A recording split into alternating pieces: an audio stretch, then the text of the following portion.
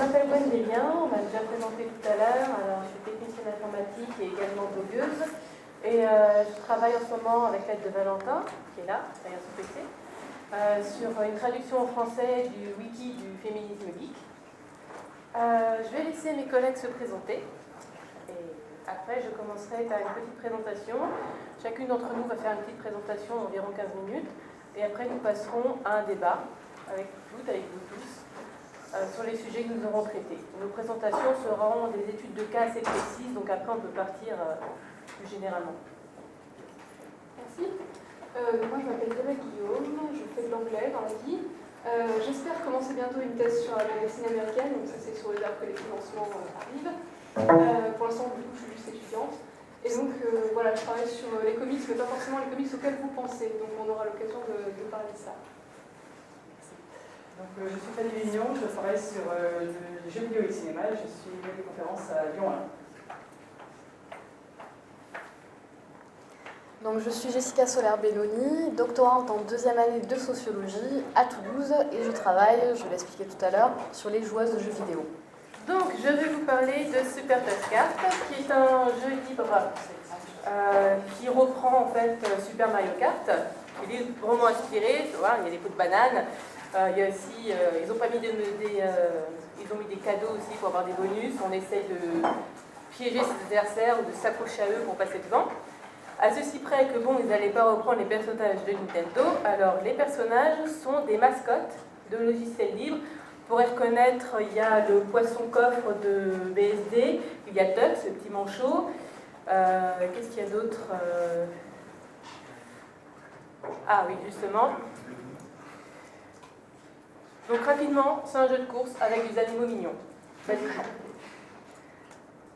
Alors, je connais bien un des développeurs du jeu, développeur et graphiste du jeu, qui voulait que je lui donne des conseils parce qu'il voulait créer un nouveau personnage qui serait un personnage féminin. Il m'a dit j'ai peur de faire des conneries et de faire des personnages féminins comme on en a d'habitude dans les jeux vidéo qui sont grossiers avec des seins impossibles, des postures bizarres. Donc il m'a demandé conseil et il m'a dit je vais prendre la mascotte d'Open Game Art, donc c'est une plateforme pour les libristes graphistes, et leur mascotte c'est Sarah, un petit personnage qui sont fait faire de la magie, vous la voyez là. Et donc, il voulait faire Sarah sur un kart moto pour la prochaine version de Super Touch Kart. Donc, vous pouvez déjà la voir si vous prenez les versions en développement. Mais sur la version qui est actuelle de Super Touch Kart, elle n'est pas disponible. Voici, donc, toujours sur Open Game Art, vous pouvez trouver ce modèle pour Sarah. Donc, elle porte un pantalon, un haut simple, une longue cape, qui est plutôt classe, et des manches épaisses pour donner un style, et la petite barrette qui devient donc son logo dans le jeu. Alors c'est parti, voici les premières images que j'ai eues pour Sarah. Donc c'était plutôt encourageant, mais je me suis dit, pourquoi elle a une robe en fait? Elle me dit, ouais, c'est parce que je veux faire un parallèle entre Sarah et Princess Peach. Donc fallait qu'elle porte une robe ou une jupe. Alors, pourquoi pas, après tout, il lui a gardé une tenue plutôt confortable. Hein. La robe, c'est pas un gros machin de princesse qui prend toute la place. Le haut est pratique. Est-ce que j'aimais bien les chaussures et le ceinturon qui font un peu aventurière? J'ai dit pourquoi pas, j'aurais préféré que tu gardes le pantalon et la cape, c'était plus classe, mais si tu tiens à faire une robe pour faire comme Peach, ça se tient, vu qu'il lui a également fait une moto. Peach sur Mario Kart a conduit une moto aussi. Puisque là, ça se tient. Et puis il s'est passé beaucoup de temps, il me posait de plus en plus de questions et il écoutait de moins en moins les réponses, jusqu'au jour où, catastrophe. C'est bon, hein? Et en fait, j'ai oublié, mais il y a aussi la version où elle a une culotte rose. Voilà. Et c'est ce qui m'a présenté comme la version finale de Sarah. C'était bien la peine de me faire perdre du temps. Je vais la laisser pour le plaisir des yeux. Donc, je vous rassure, elle ne conduit pas comme ça tout le temps avec la jupe à l'air, parce qu'en fait, son excuse, c'était qu'ils vont avoir un nouveau moteur de jeu et ils vont pouvoir animer les cartes. Donc, c'est pratique parce qu'ils ont un poulpe, alors du coup, le poulpe pourra agiter les tentacules et tout. Et pour Sarah, ils auraient pu... Bref, c'est pas possible, ces gamers. Donc, pour Sarah, il aurait très bien pu agiter les cheveux au vent, ça aurait été mignon, mais non, il fallait absolument lever sa culotte à chaque fois qu'elle saute. Et bon, Super Touch Kart, c'est un peu casse-gueule comme circuit en général, donc elle va souvent sauter et on va souvent voir sa culotte, donc c'est charmant. Il s'agit du premier personnage humain du jeu et aussi du premier personnage féminin. Donc ça me dégoûte un peu. S'étant suivi de longs débats alors, sur le forum Ubuntu.fr, parce qu'il y a un long topic à rallonge qui est dédié au jeu, sur lequel on peut suivre l'actualité du jeu et discuter avec les développeurs du jeu et tout. Et ça a commencé à parler de ce jeu. Moi, je suis vite intervenue en disant c'est quoi ce bordel? Pourquoi Sarah envoie sa culotte? D'où ça sort? Il y a eu un débat, ça a ouvert un deuxième topic. Donc maintenant, sur Ubuntu, on a le plaisir d'avoir un topic dédié à l'affaire culotte. Il faut que j'apprenne à servir un micro aussi. Voilà le chemin parcouru entre la Sarah d'OpenGameArt et la Sarah de SuperTaskArt. Et il persistait à me dire, je vois pas le problème. Oui, parce que Gwen, je t'avais bien dit que je voulais faire un hommage à la princesse Peach, donc il fallait que ce soit une princesse. Depuis quand les princesses montrent leur culotte à tout le monde?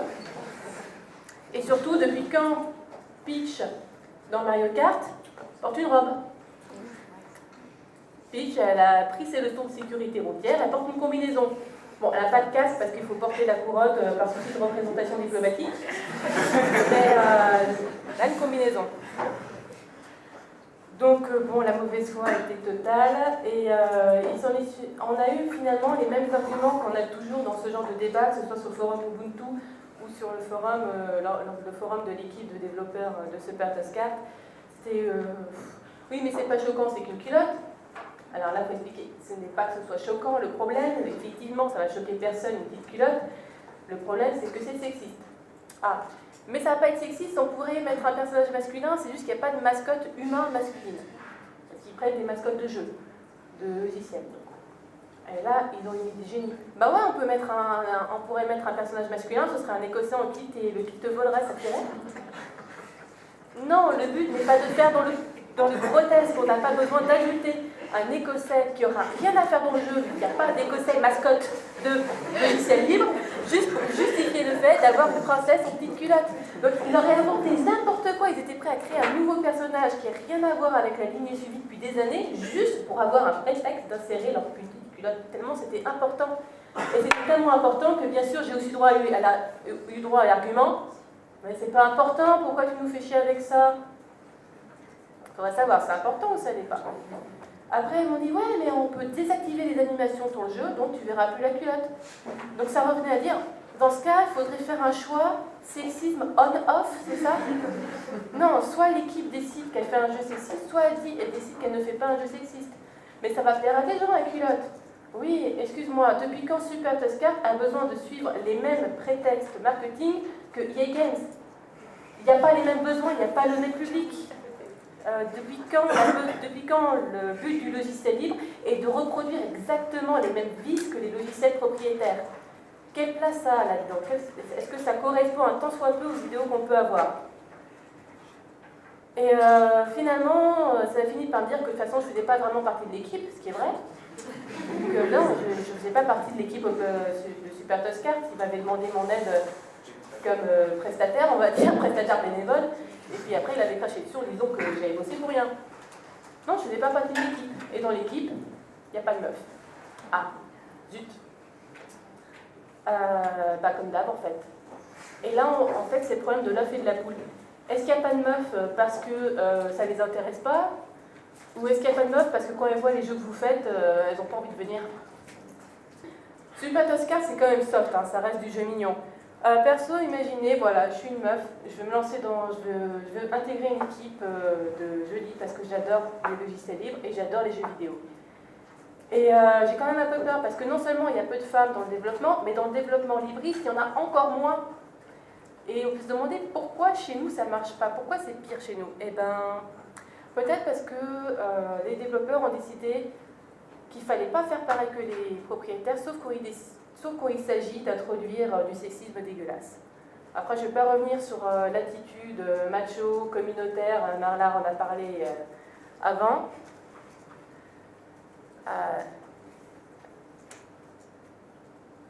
Je suis en train de chercher une de mes images. Il n'y a pas les aperçus, donc je n'ai pas l'habitude. Voilà! Open Arena, mesdames et messieurs. Alors, si vous n'avez pas compris, il s'agit d'un FPS. Comment? Si vous avez déjà joué à Unreal Tournament, Open Arena, c'est un peu un Unreal Tournament-like. Et voilà un personnage habillé pour commettre des meurtres de masse. Ah non, c'est pas un mini-jeu stripteaseuse comme avec Kratos, non, c'est vraiment le personnage qui se bat là. Enfin, ils ont mis des cache-tétons, il faut avouer qu'il y a de la pudeur. Voilà, j'ai fini ma présentation, je vais passer le micro aux collègues et puis après ce sera ouvert à la discussion plus tard. Ok, donc quand je dis aux gens que je travaille sur les comics, quand ils connaissent pas, généralement ça leur évoque trois choses. Superman, des costumes moulants et des femmes accroissant dans des postures improbables. Bon, on ne peut pas vraiment leur en vouloir, puisque c'est vrai que les productions les plus visibles, celles qui sont le plus mises en avant dans les boutiques, sur le marché en général, c'est clairement des séries où le personnage principal est presque toujours masculin et où les femmes sont réduites au rôle de faire-valoir, ou de princesse à sauver, ou de femmes fortes sursexualisées. C'est-à-dire qu'on retrouve clairement toutes les représentations qu'on a pu évoquer au début de l'après-midi avec Marlar, je ne vous apprends rien. Ce qui est vrai aussi, c'est que depuis des années, la communauté Internet essaie de créer une prise de conscience de ce problème, en créant notamment des Tumblr pour mettre un peu en avant ces images, pour les sortir de leur contexte et montrer pourquoi elles peuvent causer ce problème.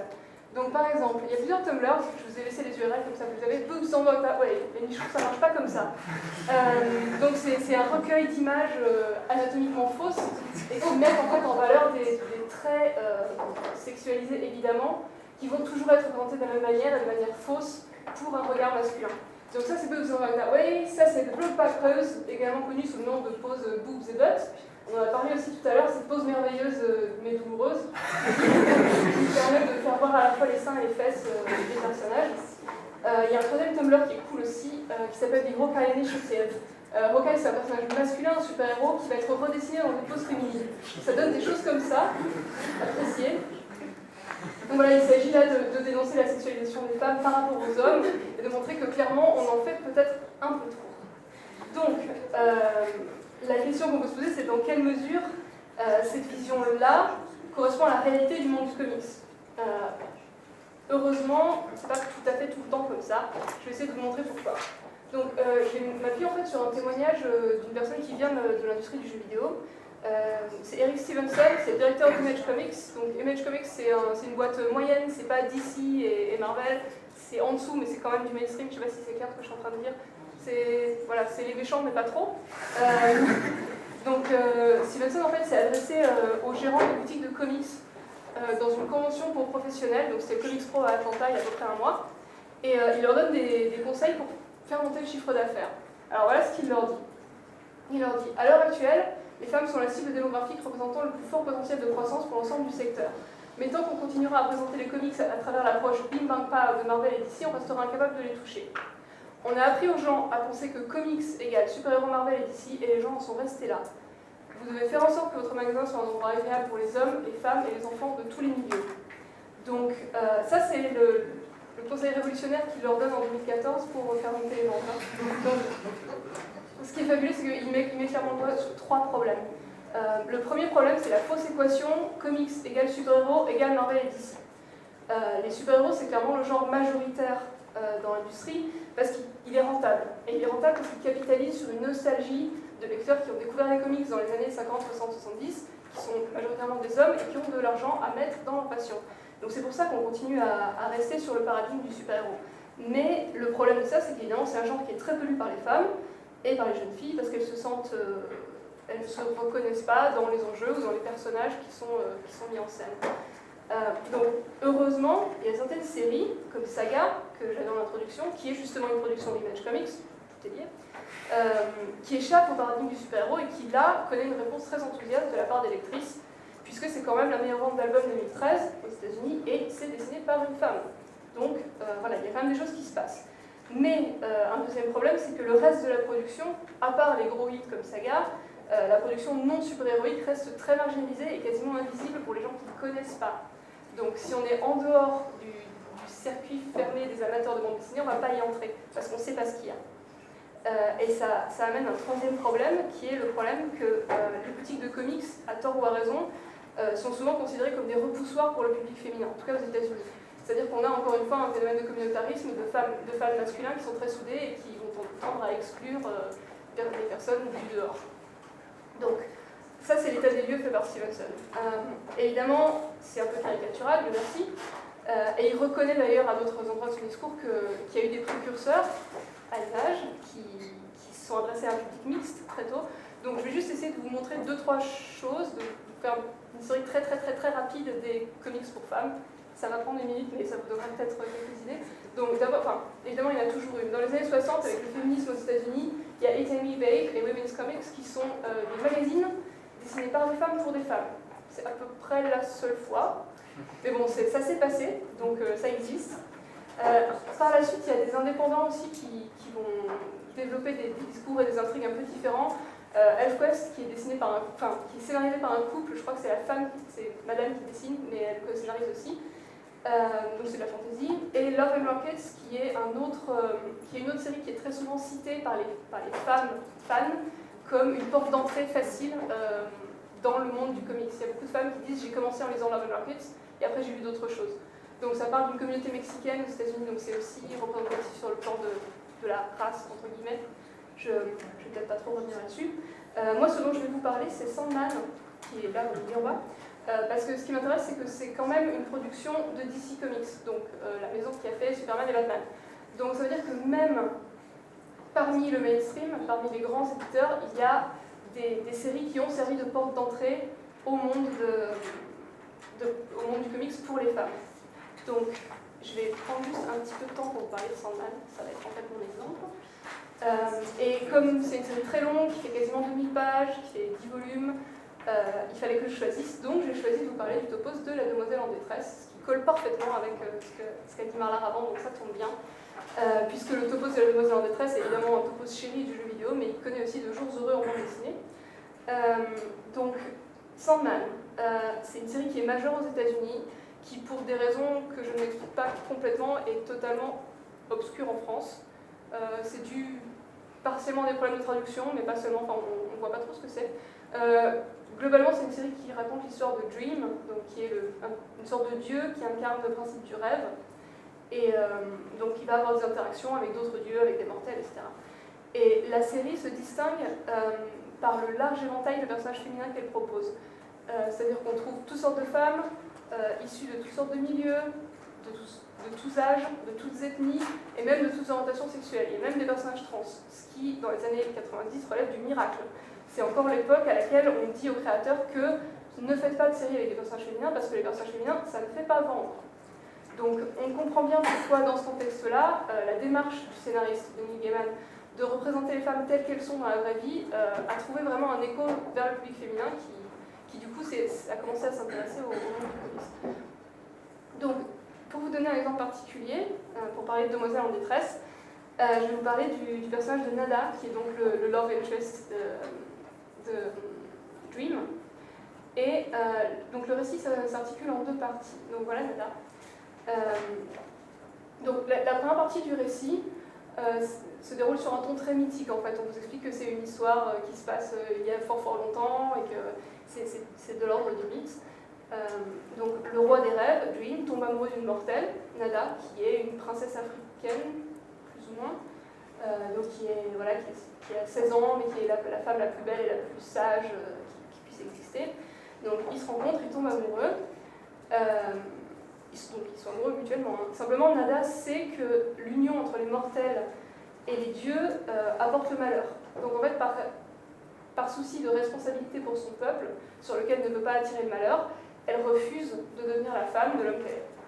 D'accord ? Donc je vous passe quelques détails, mais la conclusion de tout ça, c'est que Dream est furieux qu'on se refuse à lui comme ça, et condamne Nada aux enfers pour toujours. Donc elle passe à peu près 10 000 ans aux enfers. Voilà, donc ça c'est la première partie qui est clairement d'inspiration mythique, donc le schéma d'oppression des femmes, je crois que j'ai une autre image. Voilà, donc vous avez l'image typique avec le héros masculin qui parle, qui est un peu menaçant, et puis le visage muet de Nada qui est complètement... Enfin, c'est toujours l'idée que le personnage féminin ne peut pas s'exprimer et ne parle pas. Enfin, je ne vais pas développer là-dessus, mais... Donc on a cette espèce de mythe d'oppression féminine. Et ça se complique ensuite, parce qu'il y a un deuxième récit classe 2 volumes plus tard, qui cette fois a lieu à l'époque contemporaine, et c'est un peu différent, puisqu'il y a l'intervention d'un autre personnage féminin, la sœur de Dream, donc Death, que vous avez là, qui est l'incarnation de la mort, hein, et qui va en fait faire la morale à son frère en lui rappelant que c'était quand même pas très cool ce qu'il avait fait. Donc je ne traduis pas tout, mais de toute façon vous savez lire l'anglais, mais donc il essaie de se défendre en disant oui, mais j'aurais fait d'elle une déesse et tout, et Death lui dit mais tu sais peut-être qu'elle n'avait pas envie d'être une déesse, il faudrait peut-être se poser la question. Et en tout cas, la condamner aux enfers juste parce qu'elle a refusé tes avances, c'était quand même vraiment minable. Donc Dream, qui a quand même un code de l'honneur, décide de se rendre aux enfers pour délivrer Nada. Donc on a un motif mythologique, orphique, de descente aux enfers, pour délivrer la femme qu'on aime, sauf que la demoiselle en détresse, c'est quand même lui-même qui l'a mise en détresse. Donc, en fait, le motif orphique, au lieu d'être un moyen pour le personnage principal de se faire valoir en tant que héros, libérateur de la femme, tout ça, en fait, ça se présente juste comme une rédemption et comme une façon de réparer une faute grave qui a été commise envers le personnage féminin. Et la morale de tout ça, à mon sens, c'est que si les femmes ont peut-être besoin d'être délivrées parfois, mais c'est quand même avant tout parce que c'est les hommes qui les ont enfermées quelque part. Donc, voilà. Donc, tout ça pour vous dire que... je passe encore une image, mais voilà. C'est là, c'est marquante. Donc, ce qui ressort de ça, c'est qu'il y a une forte inspiration mythologique dans Sandman qui fait que certains personnages féminins, effectivement, sont pris dans des rôles subalternes qui sont liés aux représentations mythologiques et historiques du patriarcat et qui donnent lieu à des topos comme la demoiselle en détresse. Mais globalement, ce qui ressort de l'œuvre, à mon avis, et les critiques sont d'accord avec moi, c'est quand même que globalement, il y a un parti pris féministe assez clair, à la fois politiquement, en dénonçant les structures patriarcales qui amènent à ça, et aussi artistiquement, en mettant en avant l'importance des personnages féminins dans le récit, pour montrer ce qu'ils peuvent apporter à la bande dessinée américaine. Voilà.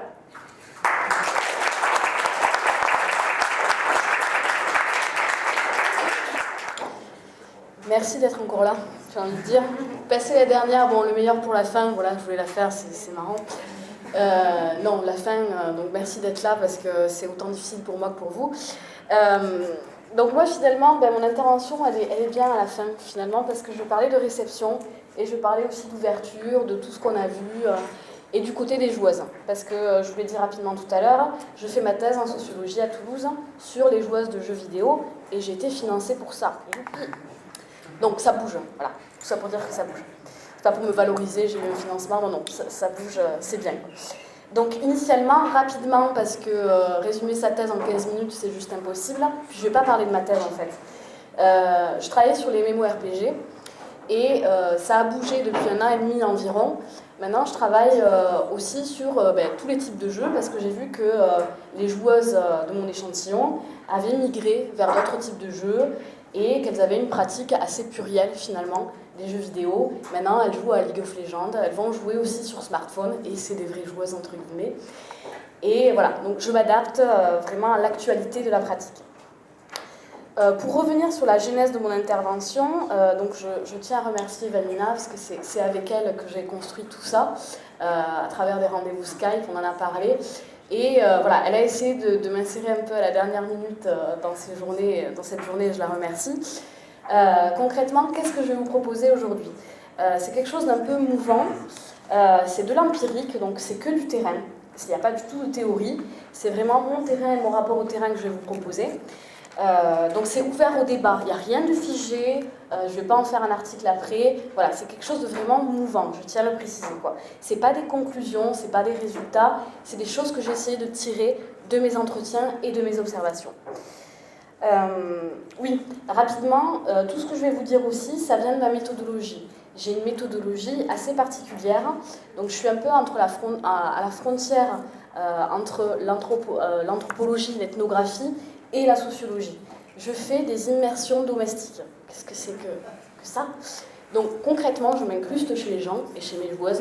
Non, chez les joueuses, parce que c'est pas les miennes, j'ai tendance à dire mais à chaque fois.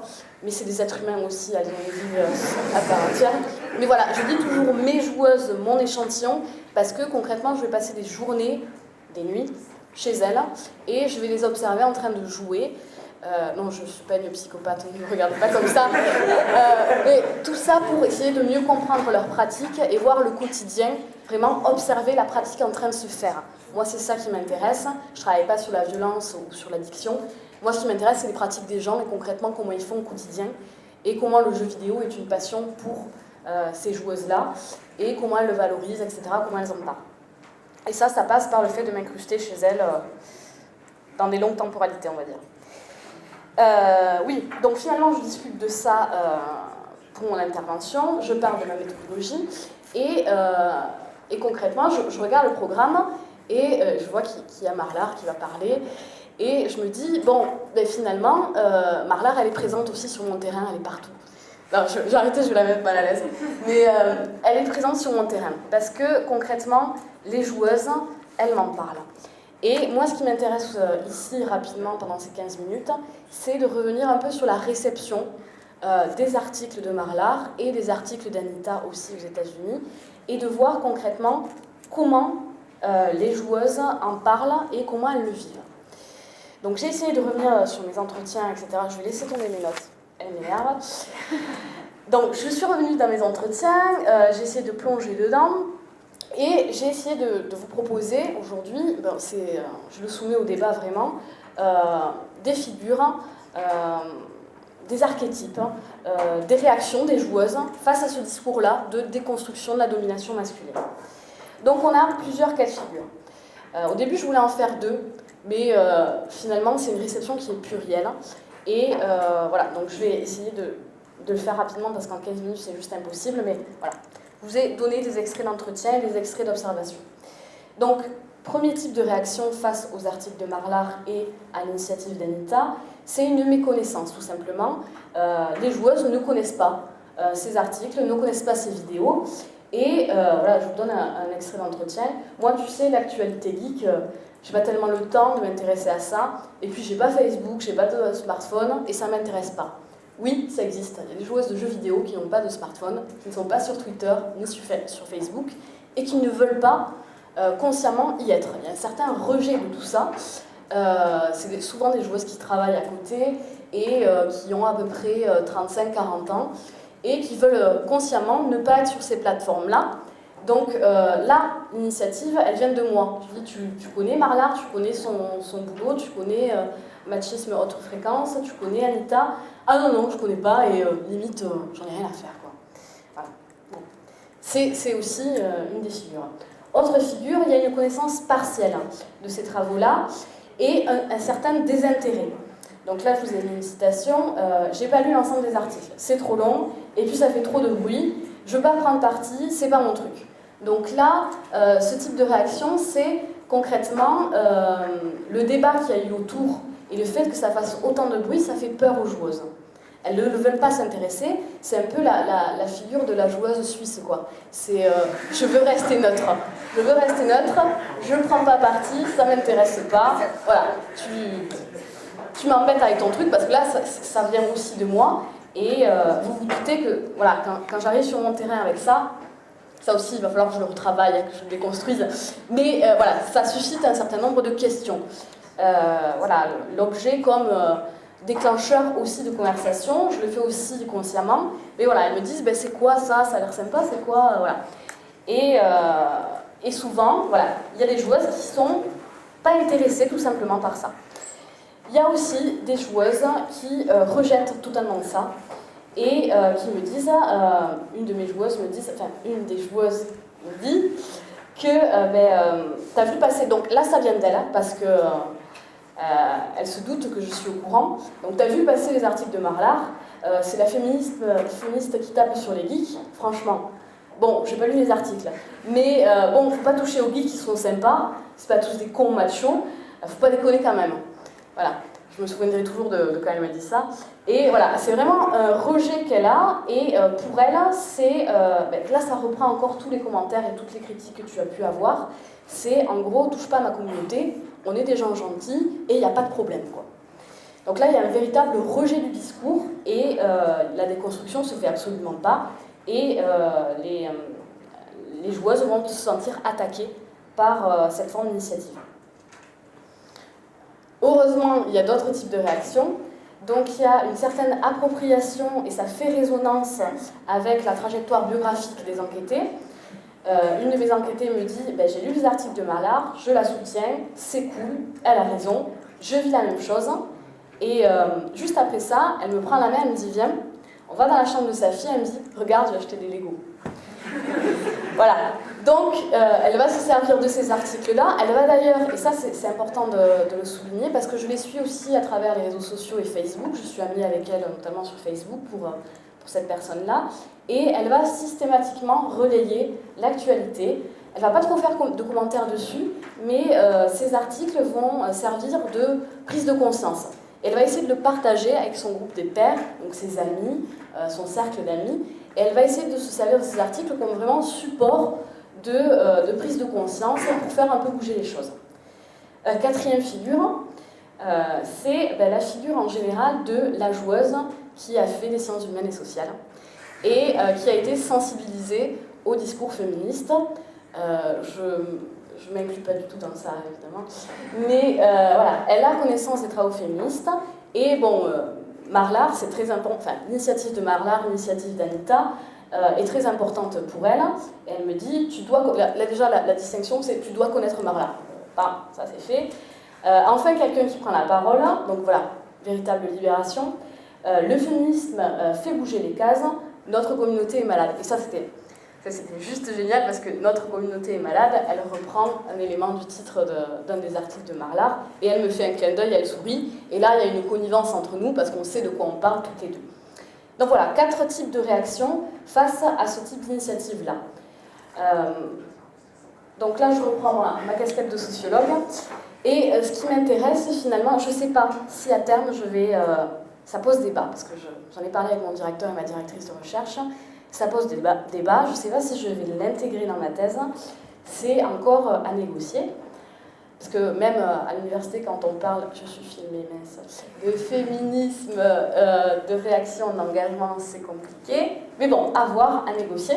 Donc ce qui m'intéresse finalement, c'est les différents degrés d'engagement et de réception face à ça. Concrètement, qu'est-ce qu'en font les joueuses?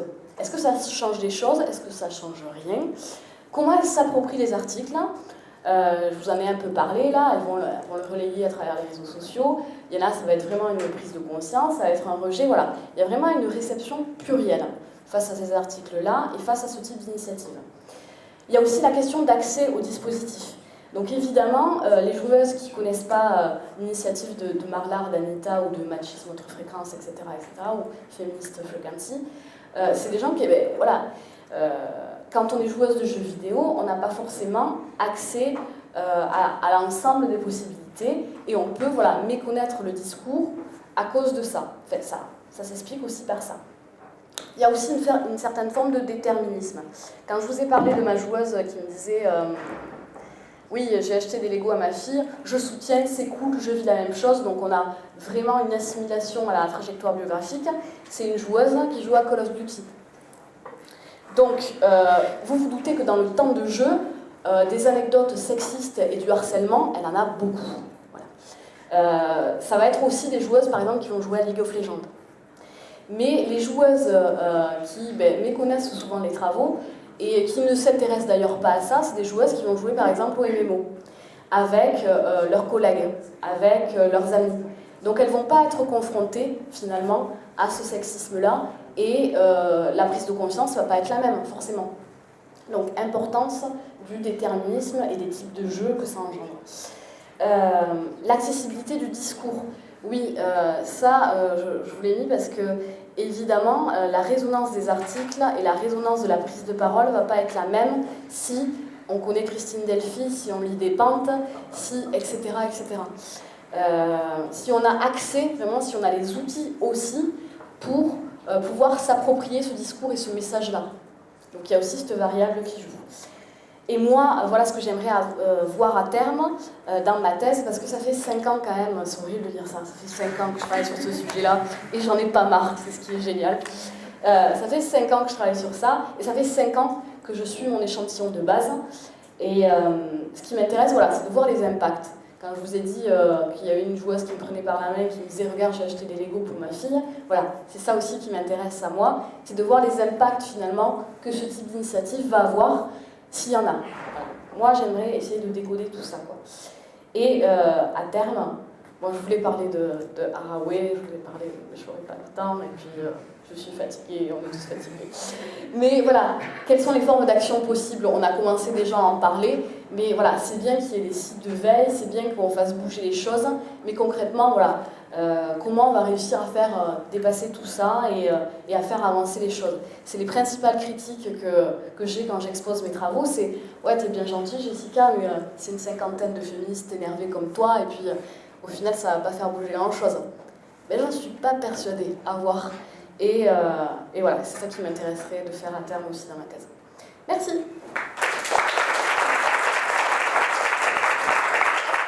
Donc maintenant, on va passer aux questions. Et là, le but, c'est vraiment qu'il y ait un débat entre nous tous. Donc, posez autant de questions que vous voulez. Alors, il paraît qu'on doit partir à 19h, mais au pire, on plante des tentes, on fait venir la presse, c'est marrant. Oui, je voulais rebondir sur quelque chose qui me semble avoir été esquissé dans les différentes interventions cet après-midi. L'idée que les communautés dites donc, sont minoritaires et qu'il y a un rejet, qu'elles se construisent par opposition à ce que les non-dits sont ou sont supposés être, c'est quelque chose que j'avais remarqué aussi plus spécifiquement dans le cadre du logiciel libre, où en faisant la remarque sur une plateforme de logiciel libre, que quelqu'un venait en l'occurrence d'utiliser une insulte homophobe, la réponse était on n'est pas sur Xbox Games ici. C'est-à-dire voilà, qu'il reste sous-entendu que c'est cette impression dans les communautés geeks que la lutte contre le sexisme serait quelque chose d'accepté dans la société et que ça aurait soi-disant un côté subversif de continuer à faire exprès d'être des gros bourrins sexistes. C'est quelque chose que j'ai vu plusieurs fois, quoi, justement que il y a une impression fausse, mais que la société est en train de se débarrasser du sexisme et que les petites communautés seraient les derniers endroits où on trouve des gens qui osent être sexistes, comme si c'était extraordinairement révolutionnaire.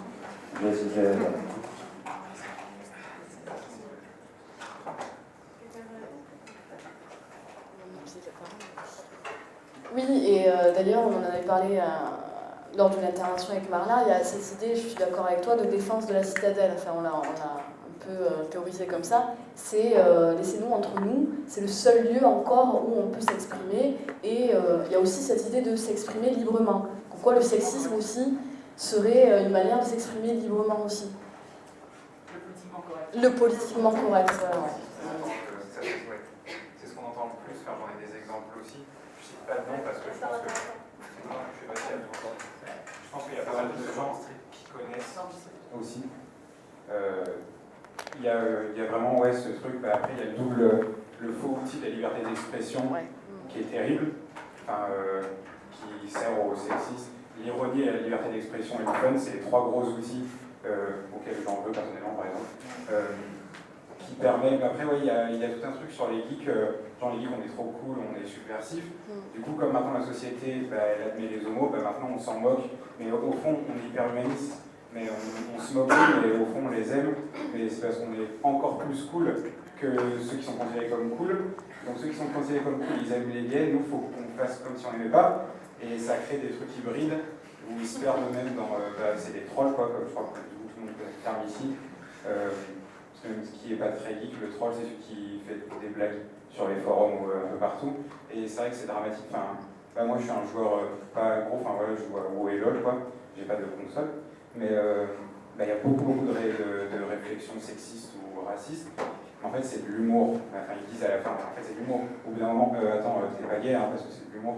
Et au final s'il y avait un gay, il est blessé, et c'est pas une excuse valable. Et ouais. Pas de questions.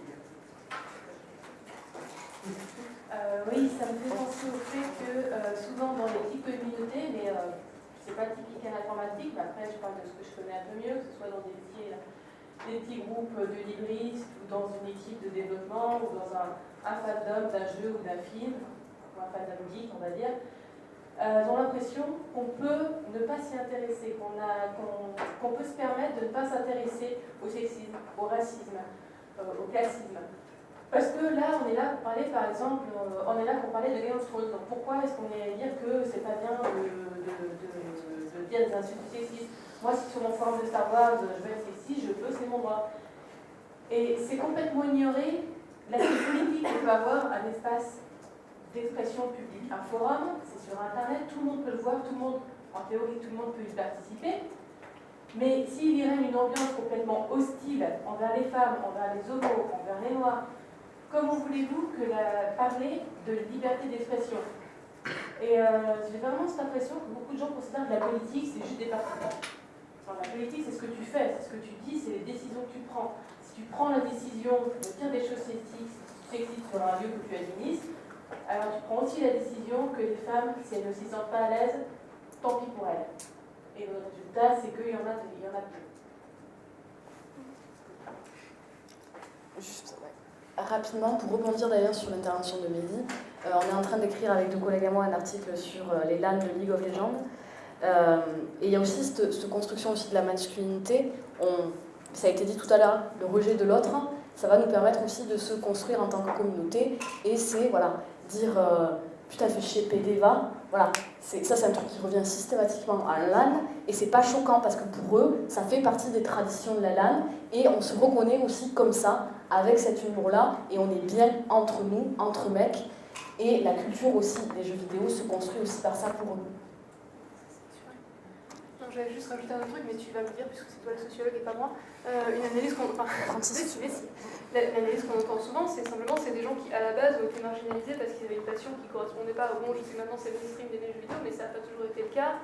Et donc, les gens qui aiment les jeux vidéo, à la base, sont des gens qui déjà répondaient pas forcément à des stéréotypes de masculinité comme elles peuvent être véhiculées dans d'autres. Je veux dire, socialement en général, et que du coup, ce serait une réaction de contre. Comment dire, on est en marge de ce qui est acceptable, donc on crée notre marge et nous-mêmes on va marginaliser pour. J'imagine que ça fonctionne à peu près comme. Oui, non, j'ai Alors, il y avait une réaction, après je vais. Alors, en fait, j'ai envie d'ajouter un petit truc juste par rapport à ce que tu viens de dire. Oui, c'est une réaction de marginaux mecs. Parce que les filles qui font des jeux vidéo, qui sont tout aussi marginalisées, elles ne sont pas créées en communauté misante. Voilà. Donc c'est quand même une réaction marginalisée qui estime que c'est scandaleux qu'on les marginalise parce que quand même au fond ils sont des mâles blancs de milieux socio-professionnels moyens et donc normalement à part le jeu vidéo ils auraient tout pour être quand même dans le groupe des dominants. Bon. Alors maintenant je reviens à ce que je voulais en dire. C'est à un moment je travaille sur le logiciel libre et sur les gens qui font du libre, d'autant plus que j'avais été contactée par la personne qui fait Linux Magazine pour faire un article sur les femmes dans le logiciel libre. La première version de l'article que j'ai fait l'a fait sauter en l'air en disant c'est scandaleux, comment on peut dire qu'on est sexiste dans le logiciel libre. S'il n'y a pas de femmes, c'est pas qu'on est sexiste, parce qu'on est ouvert, tout le monde peut venir, elles ont qu'à venir. Bon, c'était touchant de naïveté, on va voir ça pas côté. C'était juste après qu'ils avaient fait un calendrier de veille avec le titre des Bootstrap Me mais c'était pas sexiste parce que juste c'était drôle, on faisait un jeu de mots, enfin il m'a expliqué le jeu de mots quand j'avais pas capté. Bon. Alors, pour revenir là-dessus, donc j'ai passé beaucoup de temps à lui expliquer, et globalement il était sur 2 arguments que j'ai retrouvés dans d'autres études qui ont été faites sur le logiciel libre, c'est que, on a une culture de l'excellence, donc des hommes, des femmes ou des castors, on s'en moque du moment qu'ils soient brillants. Et comme on est intoxiqué à cette culture de l'excellence, on imagine que les gens qui n'y sont pas, c'est qu'ils ne sont pas assez bons. Et ça évite de se poser des questions sur pourquoi ils n'y sont pas, parce qu'on est convaincu. Mais ce phénomène-là, on l'a aussi à l'université. Après tout, s'il n'y a pas tant de femmes à l'université, c'est qu'elles ne sont pas excellentes, parce que nous, on reconnaît la compétence, etc. Donc pour le coup, ce n'est pas complètement propre au libre ou à l'informatique. Et la deuxième chose, qui est plus perverse, c'est la cooptation. C'est-à-dire que pour progresser dans le logiciel libre, par exemple, quand on crée une divergence entre 2 programmations, quand un programmeur laisse tomber et passe la main à quelqu'un d'autre qui va ensuite poursuivre, il coopte. C'est-à-dire qu'il dit, toi tu seras mon poulain, lui je pense qu'il est bon, ou alors les gens de la communauté votent pour tel développement, estiment que le développement est bon et le développement se poursuit, etc. Ce phénomène de cooptation qu'on a dans des tas d'autres endroits, dont l'université, c'est quand même la meilleure façon de se reproduire. C'est-à-dire on a tendance à se coopter entre personnes de même sexe, de même culture, qui font les mêmes blagues, qui sont les mêmes couleurs de peau, qui sont les mêmes milieux, qu'on joue à Tetris quand on les a vu 2 ans, j'en sais rien. Mais on se coopte entre semblables. Donc tant qu'il n'y a pas de femmes, il n'y a pas de femmes. Parce que pour se coopter dans quelque chose d'un peu différent, il faudrait qu'il y ait un espèce de petit début dont on commence à avoir des femmes. Et à l'époque où j'ai écrit ça, Dans Perle, il y avait quelques femmes, et on commençait à avoir des directions où il n'y avait que des femmes. Donc après qu'on ait discuté beaucoup, finalement le gars il a accepté mon article, mais pas dans Linux Magazine, mais dans Linux Pratique, parce qu'il y a plus de lectrices. Donc j'ai dit que j'étais dans Modes et Travaux Linux. Oui, mais c'est aussi un phénomène, la méritocratie chez les geeks, c'est un phénomène pervers parce que, en fait, si t'es noob, t'as rien à dire, parce que quelqu'un, même si c'est le parfait connard, il a le droit d'être un connard s'il est très compétent techniquement. Alors moi, je comprends pas la logique qui est derrière ça, perso. C'était pour rebondir ce que tu disais là sur le fait de vidéo au quotidien. Je pense que c'est quand même important de se souvenir aussi que les jeux vidéo, c'est un peu le lieu de l'interdit aussi. C'est un endroit où on a le droit de violer, de tuer, de faire tout ça. Et c'est voilà, c'est la dette que tu le sais, quoi. C'est juste comme dans les matchs de foot, c'est l'endroit où on a le droit de cracher, d'insulter, de machin. Et les jeux vidéo, c'est un endroit où je pense du coup les gens se mettent dans c'est un réservoir de l'immoralité. C'est l'endroit où tu peux faire tout ce que tu peux pas te permettre de faire en société. Donc du coup, ça devient un combat encore plus difficile que dans un endroit. C'était pour vous demander, en fait, là, depuis le début, en fait, on parle de la communauté geek comme s'il y avait une seule communauté geek, mais enfin, je pense que non, il y en a des biens, hein. Voilà. Enfin, il y a plusieurs sous-groupes à l'intérieur de la communauté geek. Et par exemple, les gens qui vont jouer au MMORPG, par exemple, qui vont participer sur des forums, les gens qui vont jouer à tous les jeux qui demandent de travailler de manière générale, vont avoir des rapports sociaux différents que par exemple les gens qui se réunissent sur un forum pour discuter de comment, c'est pas les gens qui jouent à SimCity par exemple pour discuter chacun, vu que comme ils ne sont pas forcément dans un type de compétition, comme ils ne sont pas obligés d'avoir un rapport social pour jouer au jeu, ils vont avoir, je pense, une attitude différente face aux autres. À partir du moment où on est obligé d'avoir un rapport social pour jouer, au final, on est plus prompt à tomber dans l'insulte et dans les insultes à caractère sexiste. Ça se fait ça que ça. Il y en a énormément dans les MMORPG.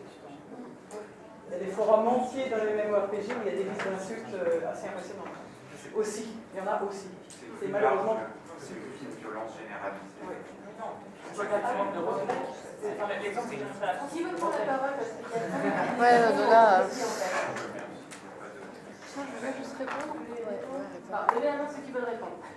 Oui. Tout le monde sait. Pas de demi-main. Alors, Moi, juste pour te répondre très vite, le problème, c'est pas les 95% de gens bien, c'est les 5% qui vont ouvrir leur gueule, en fait. Et c'est toujours les mêmes. Enfin, mais ça marche dans tous les domaines, sur Internet en général. Va sur le monde, et regarde, c'est toujours les 3 mêmes gars qui commentent et qui se chargent pendant des heures, mais c'est vrai, et c'est un mécanisme aussi qui est renforcé par Internet en général. Par le fait qu'on est anonyme et qu'on peut répondre et qu'on peut reposter et que ça peut s'entretenir à 2 ou à 3 pendant 2 heures. Mais sauf qu'au final, ce qui est visible, c'est ça. Et tant pis pour les 95% qui étaient cool, quoi. Juste rapidement, juste l'exemple des LAN. J'ai été effarée sur 50 mecs, bon il y avait 3 filles, et bon là c'est pas une minorité qui va jouer à Dead or Alive et qui va s'éclater pendant des heures à faire bouger la poitrine des personnages. C'était tout le temps. En fait, ils se relayaient entre chaque pause de partie. Donc il n'y a pas qu'en ligne qui est là le problème aussi. Voilà, oui, non, mais il y a des pratiques plurielles, et je l'ai dit, voilà, il y a des dispositifs qui sont différenciés, il y a des pratiques plurielles, évidemment, mais ce type de pratique se retrouve aussi, pas qu'en ligne, de manière massive aussi. Malheureusement, il y en a aussi, quoi. Ça me rappelle une anecdote, c'est quand j'étais au lycée, j'ai eu du mal, mais j'ai enfin trouvé quelqu'un qui, comme moi, aimait les jeux vidéo, mais n'avait pas de console, et donc jouait sur PC. Et il y a un type à me dire, ouais, ce week-end, on fait une LAN avec les copains et tout. Chouette, j'en ai jamais fait, je peux venir. On était amis quand même, donc c'était pas. Je m'attendais à ce qu'ils disent oui. Ah non, mais c'est entre mecs. Mais pourquoi? Ben, tu sais, c'est entre nous, on boit des bières, on mange du saucisson. J'adore le saucisson, et puis je bois des bières aussi. Donc pourquoi entre mecs? Non, je comprends, on fait des blagues crado. Ouais, voilà. Attends, t'as vu mon père, tu crois que je connais pas quelqu'un depuis longtemps? Et donc finalement, je n'ai jamais pu faire de LAN parce que le mec qui les organisait, il m'a dit pas de filer. Du coup, ouais, ce que je voulais dire a été dit, c'est vrai qu'on a, enfin tu l'as évoqué, mais on a vachement peu parlé du fait que sur Internet ou sur les trucs en réseau, enfin genre Xbox, réseau, je sais pas comment ça s'appelle, on peut parler aux gens qui s'appellent PS3, je sais pas quoi, ouais, on est anonyme et on a un avatar. Et donc ça permet énormément aux gens, parce qu'on a l'image du geek, le gros archétype pareil, qui est genre loser qui parle pas, et du coup on l'imagine une fois chez lui, et il peut enfin rager et insulter les gens beaux et les gens riches. Et, on a eu ça pendant longtemps, et c'est vrai qu'on voit ça en vrai, et qui du coup se traduit pas de la même façon, mais qui est que caché derrière un avatar, un pseudo et une photo marrante et tout, et qui monte. Et après faire un deuxième compte pour que son compte principal il soit sympa et son deuxième compte soit un troll, etc. On voit ça. Et ouais, on l'a évoqué, c'est vrai que ça je pense qu'il faut le rappeler, du coup il n'y a pas de conclusion à en tirer, ou alors il faut réfléchir aux conclusions qu'on peut tirer de ça. Mais ouais, il faut sensibiliser au fait que c'est trop facile de se cacher, c'est trop facile de faire de la politique cachée, voilà justement. C'est terminé pour les questions.